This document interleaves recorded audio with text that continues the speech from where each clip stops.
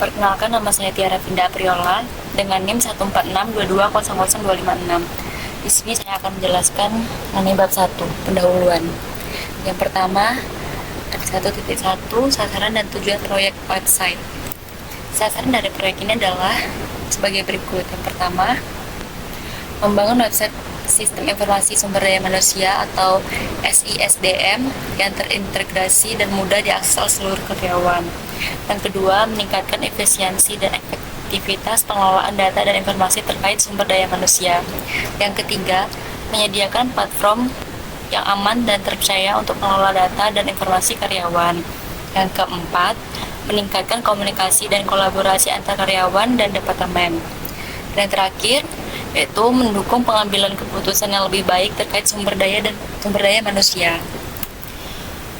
Adapun tujuan dari proyek ini adalah sebagai berikut. Pertama, mengembangkan website SISDM yang sesuai dengan kebutuhan dan standar perusahaan. Yang kedua, memigrasikan data karyawan existing ke dalam website SISDM. Yang ketiga, melatih karyawan untuk menggunakan website SISDM. Yang keempat, mendukung dan memelihara website secara berkelanjutan. Yang kelima, meningkatkan keamanan dan ketenagakerjaan dengan menerapkan kontrol akses yang ketat. Dan yang terakhir, meningkatkan pengalaman pengguna dengan desain website yang ramah pengguna dan intuitif. Selanjutnya ada manfaat proyek.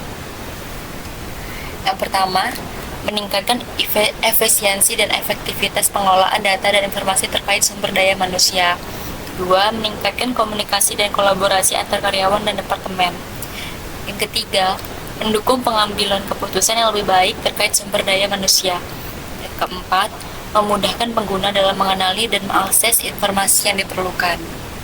Selanjutnya 1.2, spesifikasi teknologi. Yang pertama ada spesifikasi umum, yaitu platform pengembangan menggunakan HTML5, CSS3, dan JavaScript. Backend menggunakan PHP, framework menggunakan Laravel, PHP, database menggunakan MySQL, server web menggunakan Apache, sistem operasi menggunakan Windows Server 2022. Selanjutnya 1.2, spesifikasi teknologi. Yang pertama ada spesifikasi umum, yaitu terdapat platform pengembangan menggunakan HTML5, CSS3, dan JavaScript.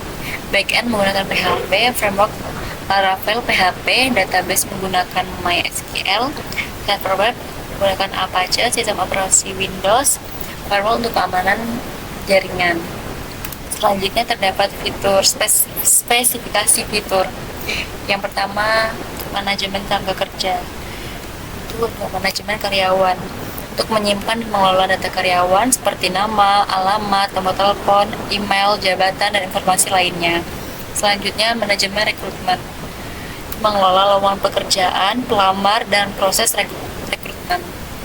Ketiga, ada manajemen penggajian, yaitu menyimpan dan mengelola data gaji karyawan seperti gaji pokok, tunjangan, bonus, dan potongan. Yang keempat, manajemen kehadiran, itu menyimpan dan mengelola data kehadiran karyawan seperti jam masuk, jam keluar, dan absensi. Dan selanjutnya, manajemen penilaian kinerja, yaitu menyimpan dan mengelola data penilaian kinerja karyawan seperti sasaran kerja, hasil kerja, dan umpan balik. Selanjutnya terdapat manajemen pengguna.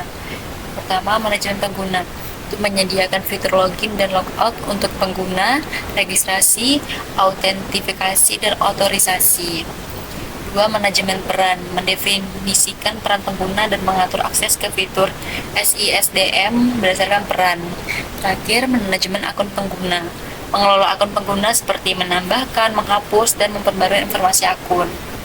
Selanjutnya, komunikasi dan kolaborasi.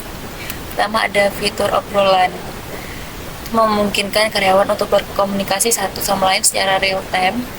Kedua, forum diskusi, memungkinkan karyawan untuk bertukar informasi dan ide dalam forum diskusi. Selanjutnya, pemberitahuan, memberikan notifikasi kepada karyawan tentang informasi penting seperti pengumuman, pengingat deadline, dan lain-lain.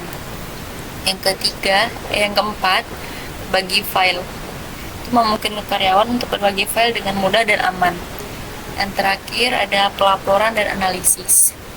Laporan kemajuan proyek. Itu menghasilkan laporan tentang kemajuan proyek seperti jumlah tugas yang diselesaikan, waktu yang tersisa, dan potensi risiko. Laporan analisis data yaitu menghasilkan laporan analisis data tentang berbagai aspek tenaga kerja seperti absensi, kinerja karyawan, dan turnover. Yang terakhir, visualisasi data. Itu menyediakan visualisasi data untuk membantu pengguna memahami data dengan lebih mudah.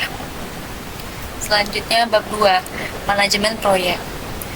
Terdapat 2.1 stakeholder proyek.